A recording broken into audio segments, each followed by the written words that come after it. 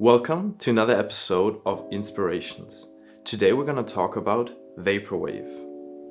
Let's talk about it. Vaporwave is heavily influenced by 1980s mood and lounge music. It's reminiscent of what you would hear entering an elevator in the 1980s. It originated on the internet in the early 2010s as an ironic variant of chillwave. Now, chillwave is a micro-genre of music that developed in the 2000s. It is actually one of the first music genres ever to be created solely on the internet.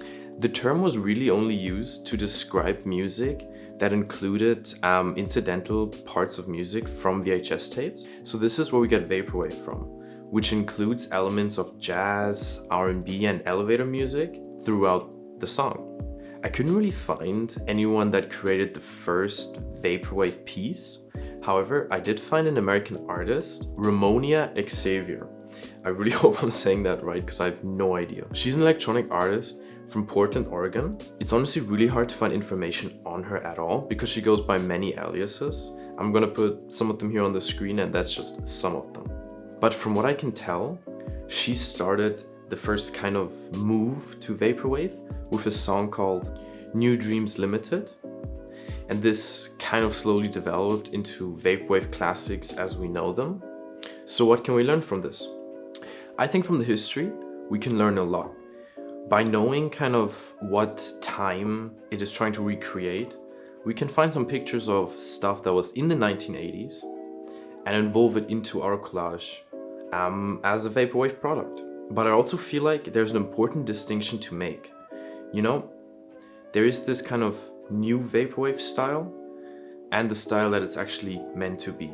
So if you just go on Google and look at Vaporwave, you'll probably find something like this.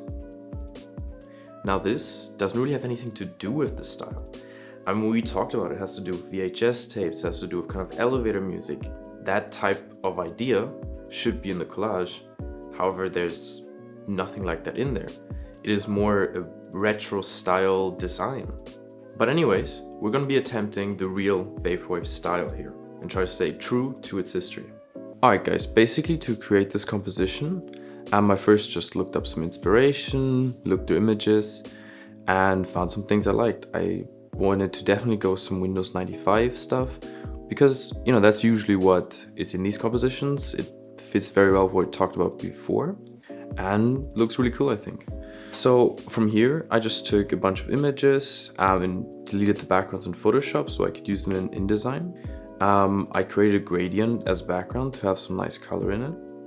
I found some pictures of clouds that I really liked with a glitch effect I wanted to use. I pretty much just found images that fitted into the whole theme and put them together in InDesign. I had to do a few things in Photoshop and I had to change some colors in the Windows 95 image. After putting it all together and creating a gradient background, playing a little bit with layer styles like overlay and opacity, also with some nice drop shadows, I was pretty much finished. Alright guys, so here we are. We're finally finished with this whole composition. Yeah, this is the composition I made. It is just kind of an introduction to Vaporwave. Maybe I will visit this theme again someday. I'm not sure. For now, I think this is a nice little simple composition that definitely shows what Vaporwave is about. Yeah, so let me know what you think. Let me know if you liked it or if there's any way I could improve it. I definitely used some retro elements as well. That was just because even though this is Vaporwave, not Retrowave, which we talked about, there's still a lot of retro elements that are kind of famous and that just most people use for these compositions. So I did want to adjust it and just put a few things in there that are retro. Alright guys, well, I hope you enjoyed this episode and I'll see you next time.